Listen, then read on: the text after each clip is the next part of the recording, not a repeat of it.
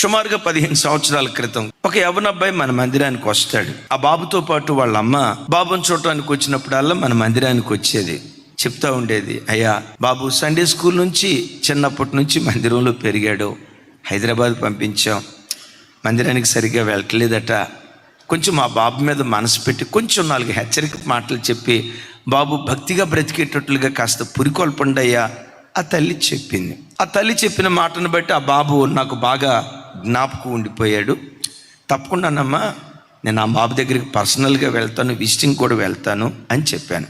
ఆ బాబు ఒక ఆదివారం వచ్చి నాతో మాట్లాడతా, అన్నయ్య నేను ఆదివారం రెగ్యులర్గా మందిరానికి రాలేకపోవటానికి కారణం ఏంటంటే నా మనస్సాక్షి నన్ను బాధిస్తుంది.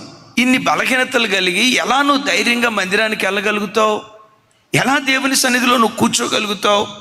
ఇన్ని బుద్ధిహీనతలు, ఇన్ని అవిధేయతలు ఉన్నాయి కదా, ఎలా దేవుని స్తుతిస్తావని నేను రాలేకపోతున్నానన్నా, ఇది నా బాధ అన్నాడు.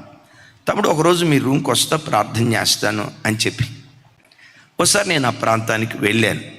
సరిగ్గా ఆ టైంలో ఇక తమ్ముడి దగ్గరికి వెళ్ళి తలుపు కొట్టబోతున్నాను. తలుపు ఓరగా తీసుంది. అలా కొట్టే లోపే తలుపు బార్లా తెరుచుకుంది. ఆ గదిలో ఏం చేస్తున్నాడంటే చక్కగా చాపేసుకొని తల కింద దిండు పెట్టుకొని, బ్యాచులర్ కదా, షార్ట్ వేసుకొని కాలు మీద కాలు వేసుకొని అది ఏదో పుస్తకం చదువుతూ ఉన్నాడు. తమ్ముడు ప్రైజ్లాడు తమ్ముడు అని అన్నా.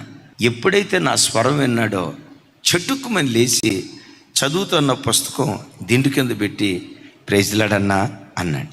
నేను గదిలోకి వెళ్ళి కూర్చున్నా.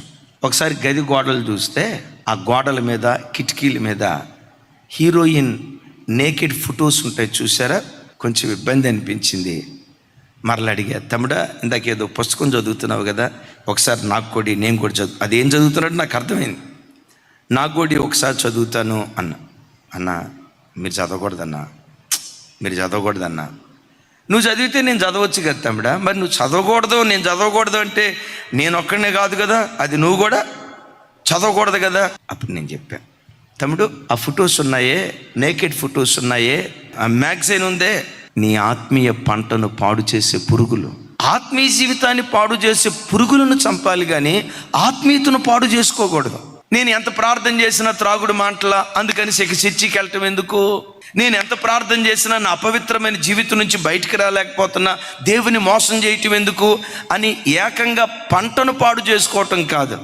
ప్రతి క్రైస్తవుడు ఆధ్యాత్మికంగా ఎదగాలి అంటే నీ ఆత్మీయ పంటను పాడు చేసే ఒక్కొక్క పురుగును యేసునామములో నువ్వు ఏరి పారవేయటం ప్రారంభిస్తే ఓ భక్తి కలిగిన మనుషునిగా ఎదగటానికి దేవుడు కృప చూపిస్తాడు.